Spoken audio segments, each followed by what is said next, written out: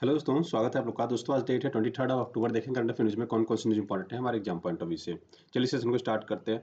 देखिए बहुत सारे बच्चे कह रहे हैं सर पीडीएफ भेज दिया करिए।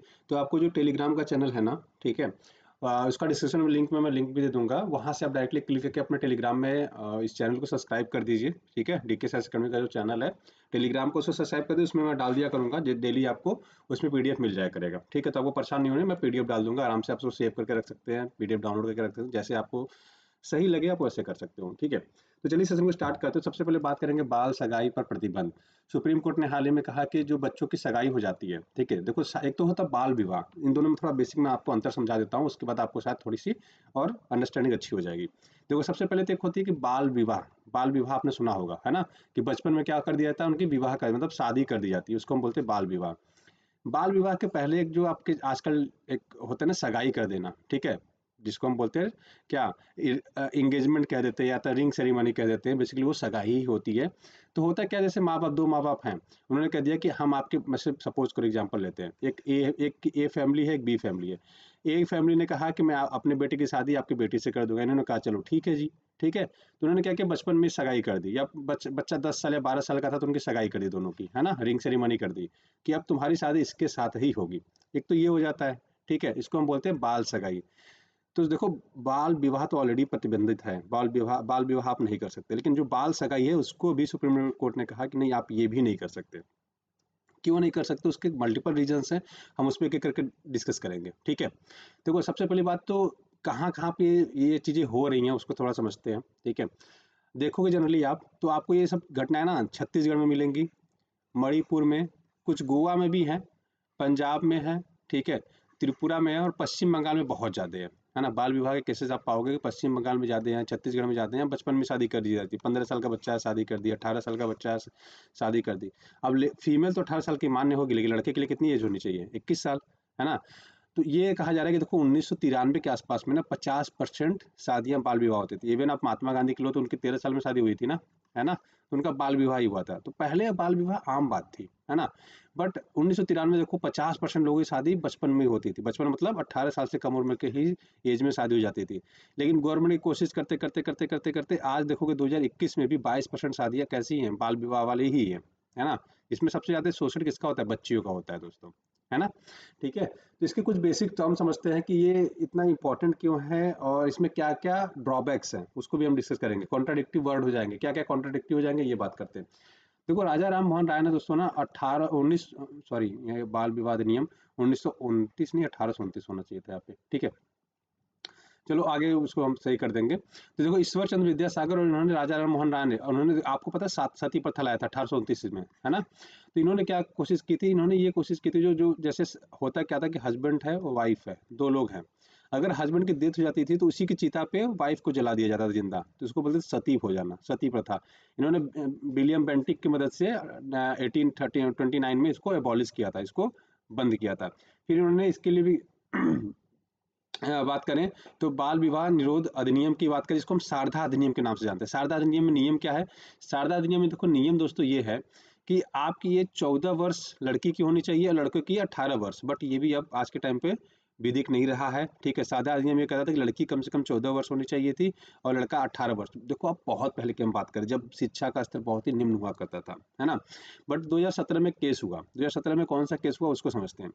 2017 में केस हुआ इंडिपेंडेंट थॉट बनाम भारत संघ। ठीक है, ये केस हुआ जिसमें सुप्रीम कोर्ट ने ये कहा कि अगर कोई लड़की या लड़का 15 से 18 साल का है, अगर उनका विवाह होता है, ठीक है, तो ये एक्चुअली रेप केस माना जाएगा। क्यों, क्योंकि देखो अगर आप देखोगे कि हमारी भारतीय न्याय संहिता की धारा 375 में, ठीक है, इसमें क्या है कि अगर फीमेल है, अगर 18 से कम है, अगर उसके साथ सेक्सुअली कुछ भी होता है, उसका कंसेंट हो चाहे ना हो, अगर उसने अपना रजामंदी दिया है और उसकी मन से हो रहा है तब भी, है उसके मन से नहीं हो रहा है तब भी, ठीक है, दोनों केस में इसमें क्या होगा, वो रेप केस कहलाएगा। तो आप यहाँ देखो कॉन्ट्रडिक्टी नहीं हो रहा है कि हमारा कानून ये कहता है कि 18 साल की कम उम्र की बच्ची का कंसेंट हो, मत कंसेंट इन द सेंस उसकी सहमति हो तब भी, और उसकी सहमति नहीं हो तो रेप केस होता ही है ना। तो उसने सहमति दी है तब भी वो रेप केस कहलाएगा, और सहमति नहीं दी है तब तो 100% तो रेप केस कहलाएगा। दोनों में 100%, ऐसा नहीं है कि इसमें कम है इसमें ज्यादा, नहीं।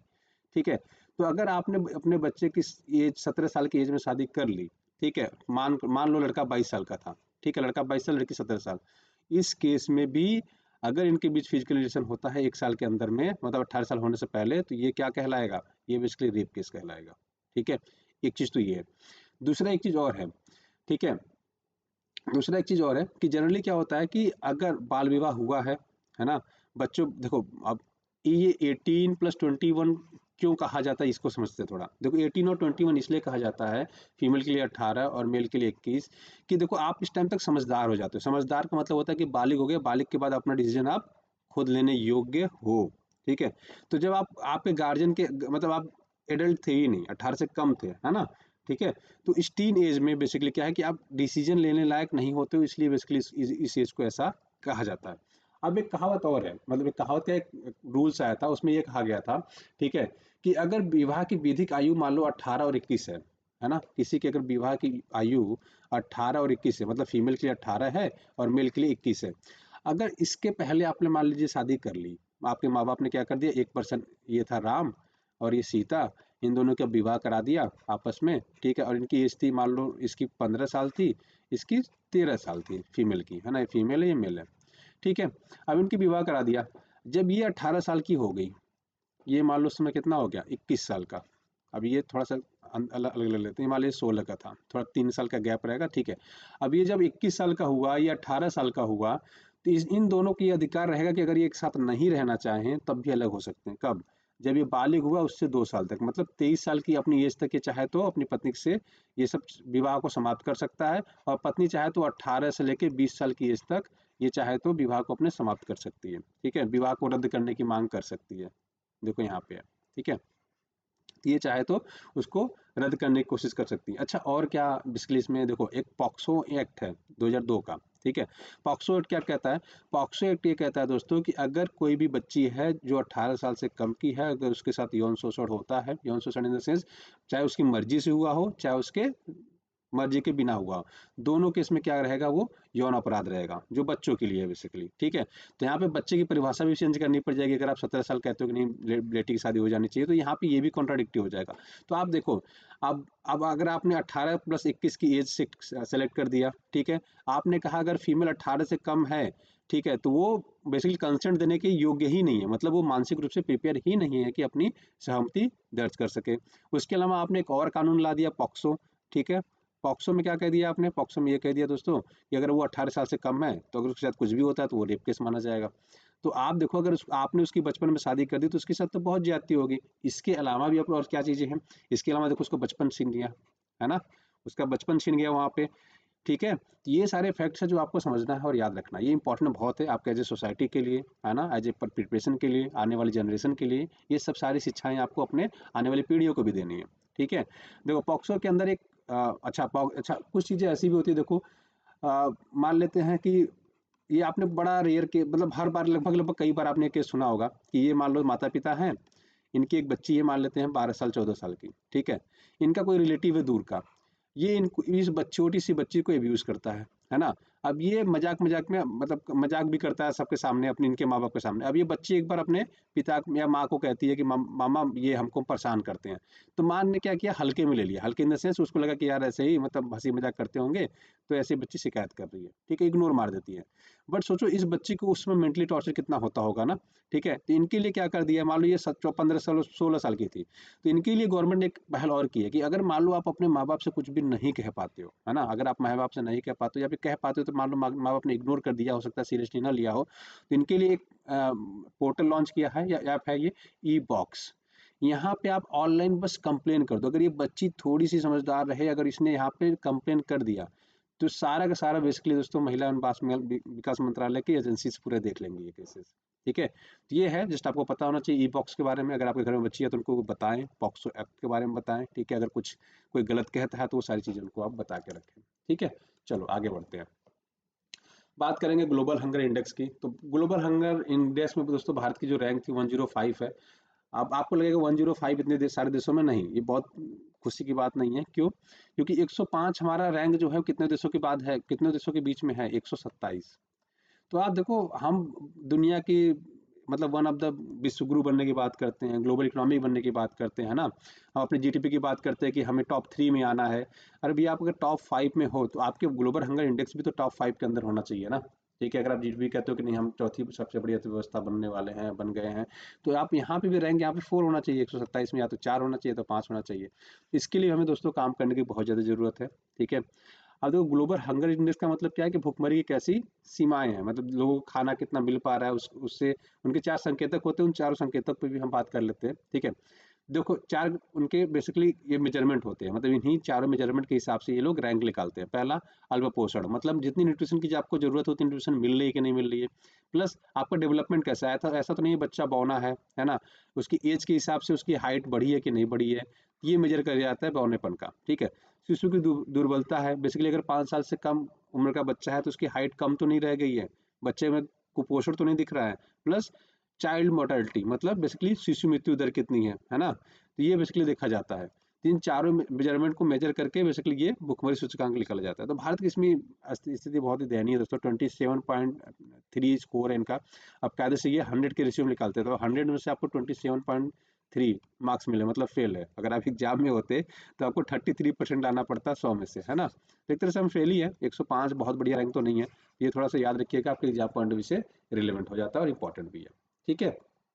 अब देखो गवर्नमेंट क्या क्या कर रही है भूखमरी को कम करने के लिए। ठीक है। भूखमरी को कम करने के लिए, या फिर इस इंडेक्स को सुधार करने के लिए, या ग्लोबल इंडेक्स हंगर इंडेक्स को सुधार करने के लिए क्या क्या गवर्नमेंट कर रहा है उसको एक बार समझ लेते हैं। देखो अब इसमें आपने हो सकता है सारे मिशन तो नहीं सुने हो, बट कुछ मिशन सुने होंगे। जैसे मिशन इंद्रधनुष है, इसमें बहुत सारी चीजें गवर्नमेंट कर रही है ना। पोषण अभियान भी चलाई, ईट राइट इंडिया मूवमेंट भी चलाया कि आपको सही भोजन खाना चाहिए। ठीक है।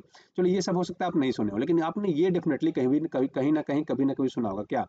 मध्याह्न भोजन, जिसको हम मिड डे मील बोलते हैं, है ना। मिड डे मील क्या है? स्कूलों में हमें खाना मिलता है। हाँ, इसकी हालत दयनीय है थोड़ी सी, बट मिड डे मील कहाँ मिलता है? स्कूलों में। ये आपने सुना होगा। गवर्नमेंट कोशिश क्या कर रही है, जो बच्चे स्कूल, जैसे जो बच्चे मतलब स्कूल नहीं भी आते थे, उनको शायद खाने के बहाने वो स्कूल आना चालू कर दे, तो ये उन्होंने ये कोशिश की है। दूसरा, जो इनको न्यूट्रिशन की कमी हो जाती है ना, ये स्कूल में खाने के साथ हम दे दें। मान लो कोई गरीब परिवार है ना, कोई गरीब परिवार है, ये घर पे खाना बहुत बढ़िया नहीं खा पाता है, तो इसके लिए क्या करें, स्कूल में इसको सारे जैसे आप मेनू देखोगे मिड डे मील का तो बहुत बढ़िया है, लेकिन अब वो फॉलो होता है कि नहीं वो तो मैं कभी मतलब स्कूल में जाकर देखा नहीं है, बट शिकायत तो आती है कि बहुत बढ़िया खाना नहीं मिलता है ना। बट मैंने एक बार मेनू देखा, इलेक्शन के टाइम पे मैं स्कूल मतलब स्कूल में गया था वोट देने के लिए, तो वहाँ मैंने देखा उन्होंने पूरा मेनू लगा रखा है। मेनू बहुत ही शानदार है, अगर वो मेनू फॉलो करे तो मेरे हिसाब से बहुत बढ़िया खाना हो सकता है, सारी न्यूट्रिशन सारी चीज़ें आपको मिल जाया करेंगी। ठीक है। आपने एनएफएसए का नाम सुना होगा, आपने हो सकता है आपको लग रहा है नहीं सर क्या बात कर रहे हो, नहीं सुना है। राशन कार्ड जो राशन मिलता है आपको, कोटे पे राशन मिलता है ना, आपको नहीं मिलता हो सकता है, बहुत लोग को मिलता होगा, आप जानते होंगे। तो गवर्नमेंट क्या करती है, राशन फ्री में देती है। पहले तो कुछ पैसे भी लगते थे, अब फ्री में देती है। तो ये पीडीएस स्कीम जिसको बोलते हैं ना, इसको हम लोग पीडीएस जनरली बोलते हैं, है ना, पब्लिक डिस्ट्रीब्यूशन सिस्टम। इसमें हम क्या करते हैं, पब्लिक को फ्री में राशन देते हैं। मतलब हर पर हेड शायद 5 किलो के आसपास मिलता है गाँव में, शहर में हो सकता है थोड़ा सा ज़्यादा होगा। ठीक है। इसके अलावा एक और है, प्रधानमंत्री मातृ वंदना योजना। अब इसमें क्या करते हैं, इसमें दोस्तों एक तो फाइनेंशियल सपोर्ट देते हैं, प्लस जब कोई लेडी प्रेग्नेंट होती है, तो आपको पता है PHC, primary health care centre जो होते हैं, ठीक है, वो क्या करते हैं, इनको टैबलेट्स देते हैं, आयरन की गोली देते हैं, मल्टीविटामिन की गोली देते हैं।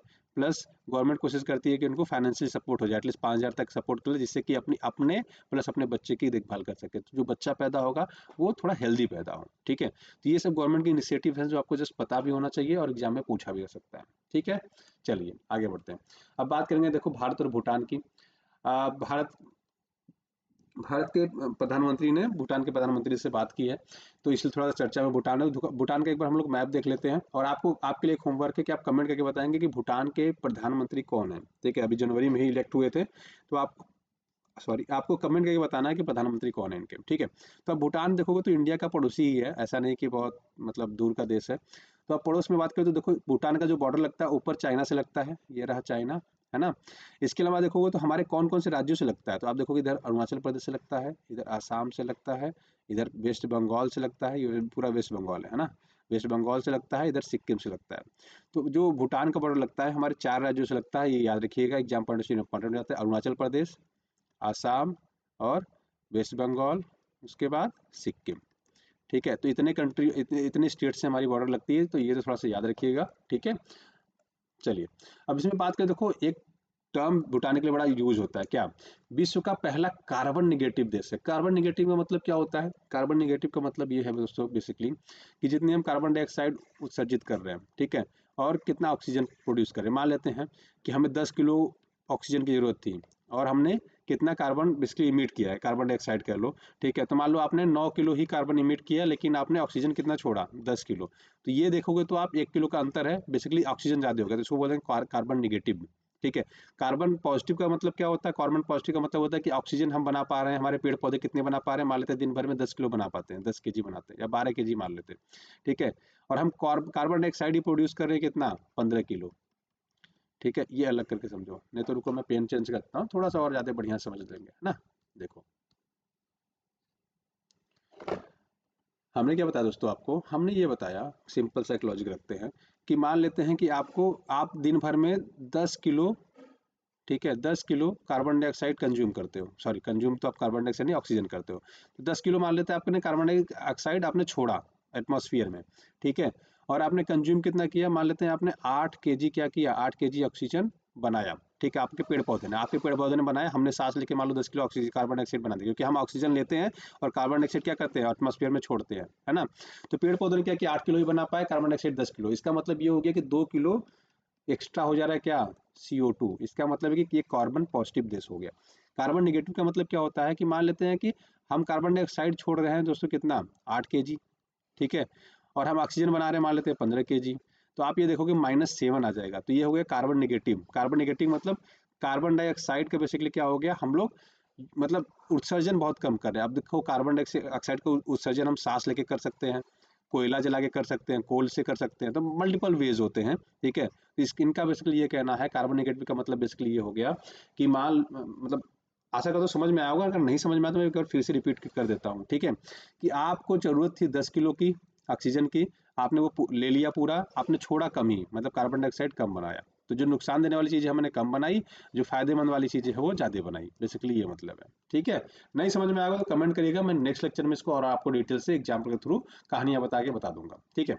अब बात करेंगे ब्रिक्स की। आपको पता है कि हमारे देश के प्रधानमंत्री रसिया गए हुए हैं, तो ब्रिक्स का जो समिट हो रहा है 2024 का, वो रसिया में हो रहा है, ठीक है। अब बात करें तो इसमें कौन कौन सी कंट्री है, मैं इसकी थोड़ा सा ब्रीफिंग कर देता हूँ। आप ये इंपॉर्टेंट बहुत है, ये याद रखिएगा, ये एग्जाम में मतलब पूछे जाने के चांसेस बहुत ज़्यादा है, तो इसको मोस्ट इंपॉर्टेंट मार्क करके रखिएगा, ठीक है। क्योंकि आने वाले टाइम में ब्रिक्स बहुत ही बड़ा ऑर्गेनाइजेशन होता जा रहा है और इम्पॉर्टेंट भी है। तो अगर बात करें ब्रिक्स की दोस्तों, तो इसकी कॉन्सेप्ट जो आई थी ना 2001 में आई थी, ठीक है। एक जिम ओ नील करके इकोनॉमिक्स थे, उन्होंने बोला कि यार 4 कंट्रियाँ ऐसी हैं, ब्राज़ील, रसिया, इंडिया और चाइना, ये आने वाले समय में देशों पे राज करेंगी, ठीक है। तो इनके जो फाइनेंस मिनिस्टर्स थे, उन्होंने क्या किया, 2006 में एक मीटिंग की थी, 2006 में ऐसे फॉर्मली मिले ये लोग। फिर उसके बाद इन्होंने 2009 में कहा कि चलो ब्रिक्स फॉर्म ही करते हैं। तो इसका नाम पहले ब्रिक था, BRIC, यस नहीं लगा था। तो 2009 में इन्होंने बना लिया। उसके बाद क्या हुआ, 2010 में इन्होंने दोस्तों साउथ अफ्रीका को भी जोड़ दिया, तो इसलिए हमने लास्ट में इसको एस लगा दिया। तो ये पहले ब्रिक था और इसके बाद 2010 में क्या हुआ, ब्रिक्स हो गया। 2009 में क्या था, इसका नाम ब्रिक था, ठीक है। ये ऐसे बन गया। फिर 2012 में इन्होंने अपना एक बैंक बना दिया। कौन सा बैंक बनाया, ब्रिक्स ब्रिक्स बैंक बनाया था 2012 में। फिर उसका भी नाम इन्होंने क्या चेंज करके रख दिया, तो NDB, न्यू डेवलपमेंट बैंक नाम रख दिया। तो आगे मैं सारा दिखाऊंगा आपको, सारा है ना। अब इसमें कंट्री कौन कौन सी है, देखो शुरू में जो बने थे ब्राजील, इसके इकोनॉमिक्स देखोगे तो नाम में ही है इससे छुपा हुआ ब्रिक के। B से ब्राजील है, R से रसिया है, I से इंडिया है, C से चाइना था, ठीक है। फिर बाद में साउथ अफ्रीका 2010 में हम लोग ऐड करते हैं, तो ये होता है साउथ अफ्रीका, तो इसको होता है ब्रिक्स। अब जनवरी 2024 में कौन ऐड होता है, Iran, Egypt, Ethiopia, UAE, 4 country और ऐड होती है। पहले से कितने थे, 5, टोटल कितने हो गए, टोटल कितने हो गए, 9, 10,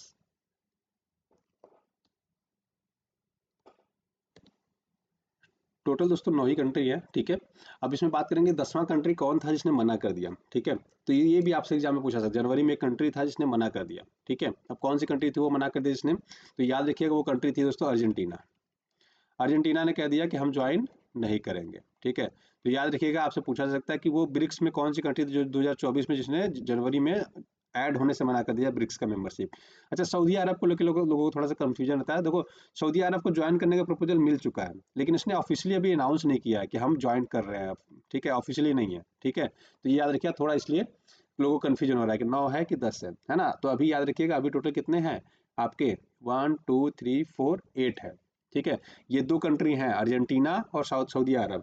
अर्जेंटीना ने तो मना कर दिया और सऊदी अरब ने अभी कंफर्म नहीं किया। ठीक है, तो ये थोड़ा सा याद रखिए कि यहाँ पॉइंट से रिलेवेंट हो जाता है आपके। ठीक है, तो यहाँ पे देखो मैंने जितनी कहानी आपको बताई लगभग इसकी समरी है। क्या मैंने समरी दी थी बता दे रहा हूँ आपको। ठीक है, तो 2001 में जिम ओ नील करके एक पर्सन था, ब्रिटिश इकोनॉमिक्स था, इसने बोला कि ब्रिक फॉर्म होनी चाहिए जिसमें ब्राजील, रसिया, इंडिया और चाइना होने चाहिए। ठीक है, और यही आने वाले टाइम में क्या करेंगे, ये पूरे देश को लीड करेंगे या पूरे ग्लोबल इकोनॉमी को रन करेंगे। ठीक है, तो इनके फॉरेन मिनिस्टर कब मिलते हैं, 2006 में मिलते हैं। 2009 में ब्रिक बनता है, BRIC बनता है, बस BRIC। ठीक है, ब्राजील, रसिया, इंडिया, चाइना। फिर 2010 में ये लोग क्या करते हैं, दिसंबर में साउथ अफ्रीका को भी ऐड करके इसको क्या कर देते हैं, ब्रिक्स कर देते हैं।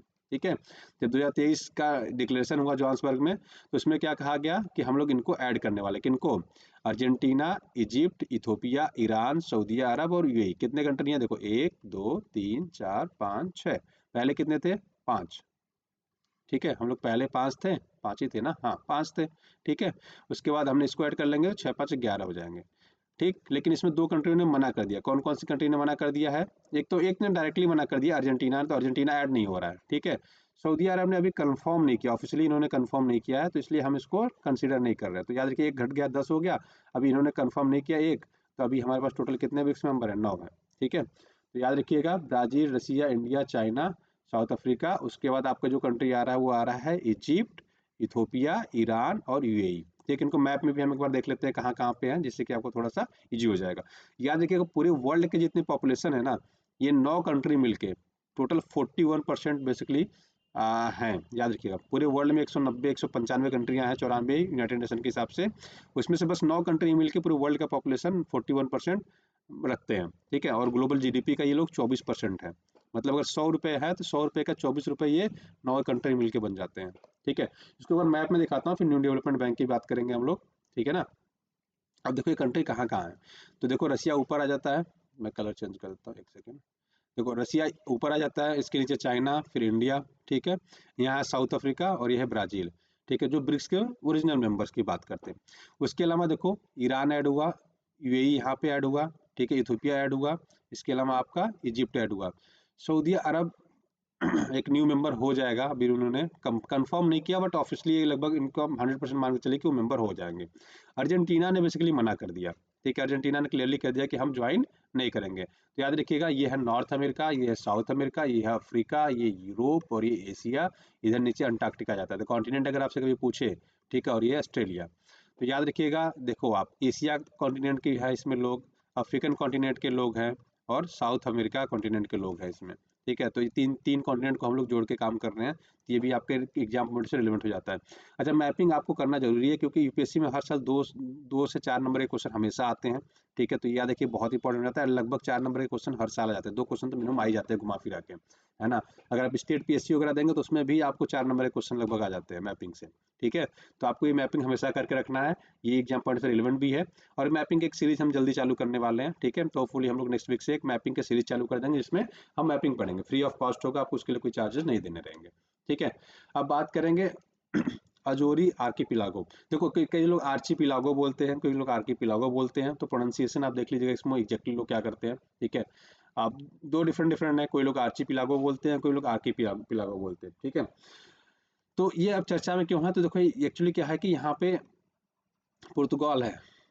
ठीक है, पुर्तगाल है, यहाँ से इनकी एक बेसिकली ये एरोज एजोरीज करके है। ठीक है, आर्कीपिलागो है, तो इसमें अब चर्चा में क्यों है, क्योंकि इन्होंने इसको बायोडाइवर्सिटीज घोषित कर दिया। बोला इसमें आप माइनिंग वाइनिंग नहीं कर सकते भैया, ये हमारा protected area, largest marine protected area north Atlantic सागर में ये कर दिया। तो ये कहाँ पे है, सबसे पहले तो आपके लिए ये इंपॉर्टेंट है, तो नॉर्थ अटलांटिक सी के अंदर है। ठीक है, एजोरीज आइलैंड या एजोरीज आइलैंड बोलते हैं इसको। ठीक है, तो ये 9 आइलैंड मिला के बेसिकली है। तो कई सारे जब ग्रुप्स ऑफ आइलैंड मिला देते हैं, उसमें हो सकता है आपके रिवर भी हो जाती हैं, कई बार लेक्स भी होती हैं। ठीक है, ओशियन का कुछ पार्ट होता है, उसको मिला के हम लोग बोलते हैं आर्चीपिलागो। ठीक है, तो ये याद रखिएगा, थोड़ा यहाँ पॉइंट से इंपॉर्टेंट होता है कि आर्चीपिलागोस क्या होते हैं। ठीक है, उसके अलावा ये कहाँ पे, ये याद रखेंगे आप, किस कंट्री से रिलेटेड है, तो या ये याद रखेंगे आप, कौन से सागर में है, आप ये याद रखेंगे, जो एग्जाम पॉइंट से रिलेवेंट हो जाता है। अगर आप पुर्तगाल को देखोगे, ठीक है, अब देखो कई लोग इसको पोर्तुगल बोलते हैं, जैसे एक आप जैसे एग्जांपल देता हूँ मैं, हम लोग इसको तो डेटा कहते हैं ना, और हिंदी में लिखते क्या है, डाटा। देखो डेटा डाटा, इंग्लिश में हम लोग डेटा डेटा कहते हैं, हिंदी में लिखते हैं डाटा। ऐसे इसको हम पुर्तगाल को कहते हैं। पोर्तुगल हम इंग्लिश में कहते हैं, ठीक है, जब उसे लिखा होता है तब वो पुर्तगाल मिलता है ना, पुर्तगाल लिखा हुआ मिलता है हिंदी में। तो प्रोनाउंसिएशन अलग अलग हो सकता है, इंग्लिश में कुछ प्रोनाउंसिएशन कर देते हैं लोग, हिंदी में कुछ भी कर देते हैं, है ना। चलो, तो अगर हम बात करें तो ये देखो, ये ग्रुप ऑफ 9 आइलैंड है यहाँ पे है, ठीक है, एजोरीज का, ठीक है। तो याद रखिएगा पुर्तगाल पुर्तगाल के ही पास में है, मतलब पुर्तगाल का ही बेसिकली टेरिटरी है, जैसे हमारा अंडमान निकोबार है वैसे इनका है। तो अगर आपसे पूछ दे किस किस गवर्नमेंट ने किया है, तो याद रखिएगा पुर्तगाल की सरकार ने किया। किस देश ने किया है, तो पुर्तगाल ने किया है। कौन सा ओशियन है, तो याद रखिएगा अटलांटिक ओशियन है, और वो भी नॉर्थ अटलांटिक ऊपर वाला पार्ट है, ठीक है। तो ये आपके एग्जाम पॉइंट से थोड़ा रिलेवेंट रहता है। मैपिंग के आपको हर चीज़ें याद रखनी है। मैंने आपको कल बताया था कि मलावी के राष्ट्रपति, सॉरी, भारत के राष्ट्रपति मलावी और मॉरिटानिया गए थे। तो मलावी के पड़ोसी देश कौन कौन से है, उसकी कैपिटल क्या है, लिंगलोंगवे है। मैंने बताया था कि पड़ोसी देश कौन कौन से हैं, तंजानिया है, उसके बाद आपका मोजाम्बिक है, और आपका जाम्बिया है, याद रखिएगा, ठीक है। मैंने बताया था मलावी का पहले नाम क्या था, नासालैंड था। मॉरिटानिया क्या था, बर्बर और मूर था। और नोवाकट बेसिकली इसकी क्या है, राजधानी है मॉरिटानिया की। मॉरिटानिया की बात करें अगर, तो ये देखो इसका समुद्री सीमाएं लगती हैं। और आपको मैंने बताया था मलावी लैंडलॉक कंट्री। लैंडलॉक का मतलब क्या होता है, ये भी मैंने समझा दिया था। ऊपर देखो मोरक्को है, इधर अल्जीरिया है ना। अल्जीरिया के इधर नीचे देखो माली है, माली के नीचे सेनेगल है, ठीक है। ये चीज़ याद रखिए नहीं। और ये नोबेल पीस प्राइज आपको हमेशा याद रखना है दोस्तों, ये आप रट लीजिए, जितने जैसे भी हो सके आपको रटना ही है, ठीक है। लिटरेचर में किसको मिला, हांगकांग को मिला। फिजिक्स में होपफील्ड और झिल्टन को मिला था। मेडिसिन में मैंने बताया था एम्ब्रोस और रुकमून को मिला था। केमिस्ट्री में मैंने बताया था बेकर, डेमिस और जम्पर को मिला था। पीस में निहॉन हिंदाक्यो को मिला था, जो एक जापान की ऑर्गेनाइजेशन है, मैंने ये बताया था आपको। इकोनॉमिक्स में मैंने बात किया था, डैरोन को मिला था, साइमन को मिला था, और जेम्स रॉबिन्सन को मिला था, ठीक है। ये किस किस के लिए मिला था ये भी आप याद रखना है, अब एग्जाम पढ़ने से बहुत ज़्यादा रिलेवेंट है।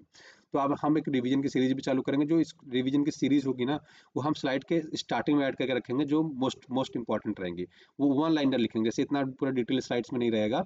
हम एक एक लाइन में लिखेंगे, जैसे हमने एक ही लाइन में लिख दिया लिटरेचर, फिजिक्स, मेडिसिन, केमिस्ट्री और पीस इकोनॉमिक्स का किसको किसको मिला, एक ही लाइन में कर देंगे, जिससे आपको चीज़ें थोड़ी सी आसान और रैपिड तरीके से हम लोग रिवीजन कर पाएंगे, ठीक है। तो आज की वीडियो में बस इतने रखते हैं। आशा करते हैं दोस्तों वीडियो आपको समझ में भी आ रहा होगा, अच्छा भी लग रहा होगा। अगर आपको कोई सुझाव है तो डेफिनेटली आप हमें कमेंट करके बता सकते हैं, ठीक है। हमारे व्हाट्सएप नंबर पे, ये वाला हमारा व्हाट्सएप नंबर है, आप इसमें हमें मैसेज कर दीजिएगा, ठीक है। टेलीग्राम है, टेलीग्राम पे हमें मैसेज कर सकते हैं, इसी नंबर से आपको टेलीग्राम भी मिल जाएगा, ठीक है। तो अगर कोई भी सुझाव होगा तो डेफिनेटली दोस्तों कमेंट करके, मैसेज करके, जैसे भी आप हमें दे सकते हैं, ठीक है। हमारा ऐप डाउनलोड करना होगा तो ऐप हमारा है दोस्तों, डिस्क्रिप्शन लिंक में मिल जाएगा, आप ऐप को भी डाउनलोड कर सकते हैं। तो आज की वीडियो बस इतने रखते हैं। आशा करते हैं वीडियो पसंद आएगा, पसंद आया तो अपने दोस्तों को लाइक से सब्सक्राइब करना ना भूलिएगा। वीडियो देखने के लिए बहुत बहुत धन्यवाद, आपका दिन शुभ हो। Thank you so much, have a great day.